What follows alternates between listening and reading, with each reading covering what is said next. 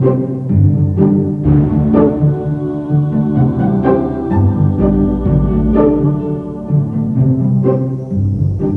more than 50 years, the United States Department of Agriculture has partnered with America's private landowners to improve our agricultural resources into the world's most successful and efficient food-producing nation. The Natural Resources Conservation Service, NRCS, an agency of USDA, has worked with America's private landowners to improve America's wildlife habitat resources to create some of the world's most diverse wildlife habitat. The USDA NRCS provides funding nationwide to the Wildlife Habitat Incentives Program, or WIP, to private landowners for the purpose of conserving and restoring wildlife habitat on privately owned lands. And we are extremely interested in expanding this program throughout rural Alaska. As NRCS employees and as fellow Alaskans, we invite our friends and neighbors, Alaska's private landowners, to partner with us in restoring and enhancing Alaska's wildlife resources on private lands. No single statewide project is closer to the heart and soul of rural Alaska than the survival of our wildlife resources. The Board of Directors of Alaska Village Initiatives has identified the restoration of Alaska's private land wildlife resources as the single most important economic development task of the new millennium. Since 1998, AVI has advocated for private land wildlife management, and today our job is made much easier with the resources available through the USDA NRCS. These same resources were critical to the restoration of wildlife habitat in many other states. The program provided more than $355 million nationwide in 2001, and in 2003, this budget was increased to over $700 million. Based on size and resources available, Alaska has fallen behind the rest of the nation in wildlife habitat investments and in wildlife production per acre. If we look at it from the standpoint of overall fund ranking, the top 3 USDA NRCS program-funded states in 2001 were California, which received over $19.5 million. Iowa at number 2 received just under $19 million, and Texas at number 3 receiving $16.8 million. Yet at the lower end of the scale, we have Hawaii at number 48, which received $789,000, Alaska at number 49, receiving just over $500,000, and Rhode Island at number 50, who received $418,000. And in a comparison of funding per 1,000 acres, at the top of the scale we have Delaware, which received $776 per 1,000 acres, and Rhode Island at number 2, receiving just under $700 per 1,000 acres. And again at the bottom of the scale, we have Texas at number 49, as they received $103 per 1,000 acres, and Alaska at number 50, receiving only $14 per 1,000 acres. The only state to receive less overall funding than Alaska was Rhode Island. However, on a per 1,000 acre basis, Alaska received less than 2% of Rhode Island's funding. And when we compare harvested grazing wildlife per 1,000 acres, we see Pennsylvania at number 1, harvesting 16.94 animals per 1,000 acres. South Carolina at number 2, harvesting just over 16 animals per 1,000 acres, and New Jersey at number 3, harvesting just under 15 animals per 1,000 acres. Again, at the lower end of the scale, we see California at number 48, harvesting 0.42 animals per 1,000 acres, Arizona at number 49, harvesting 0.38 animals per 1,000 acres, and Alaska at number 50, harvesting 0.16 animals per 1,000 acres. And in fact, Pennsylvania actually harvested more than 100 times more grazing wildlife per 1,000 acres than Alaska did in 2001. Through the cooperative efforts of Alaska Village Initiatives and the USDA NRCS, we can rebuild our wildlife resources for future generations of Alaskans. If you would like to learn more about these resource tools available through the USDA NRCS, please contact us at AVI at the following number.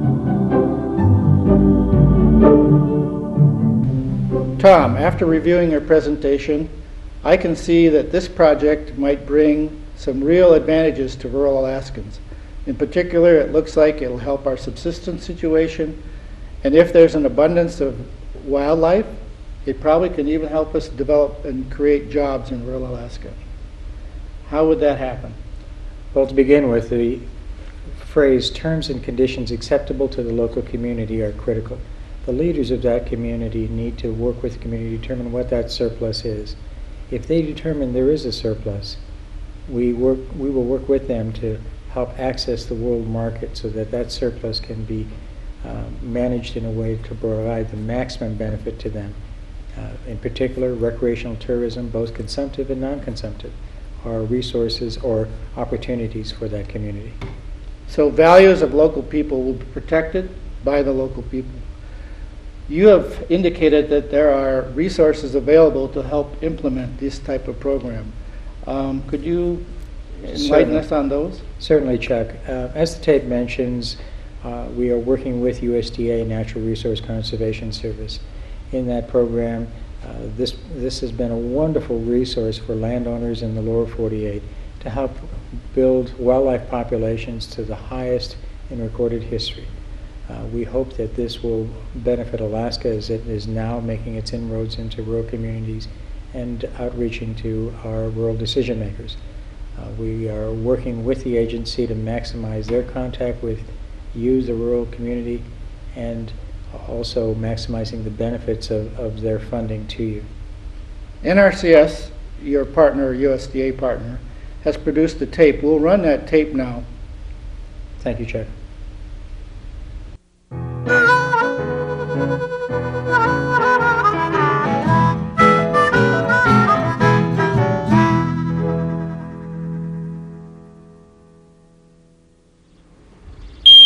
What you reading?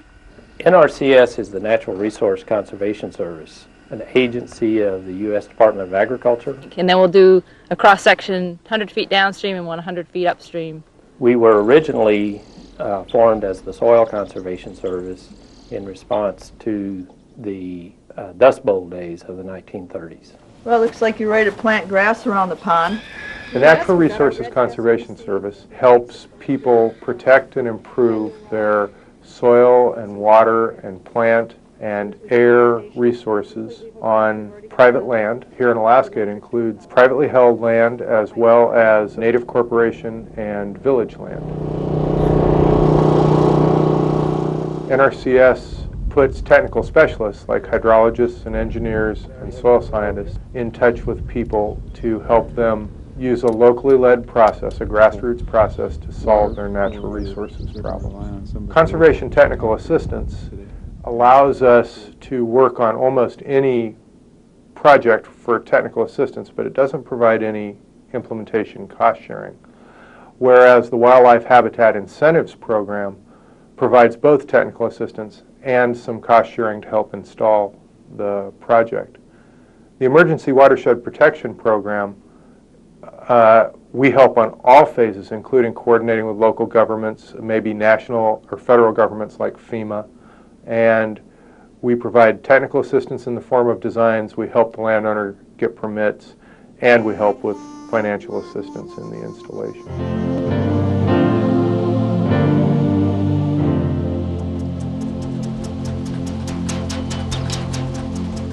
Conservation technical assistance is Natural Resources Conservation Service's most flexible program. It allows us to go out and assess how bad a problem is for a landowner or a village without having an actual project at that location or having a certain mandated funding. Go to your left. The money for conservation technical assistance is taxpayer dollars that comes down through the U.S. Department of Agriculture and is then given to Natural Resources Conservation Service and divided amongst the states. It's what keeps these technical specialists available so that communities can call on them. Shishmaref is mainly a subsistence-based community. We have just under 600 people living in Shishmaref currently.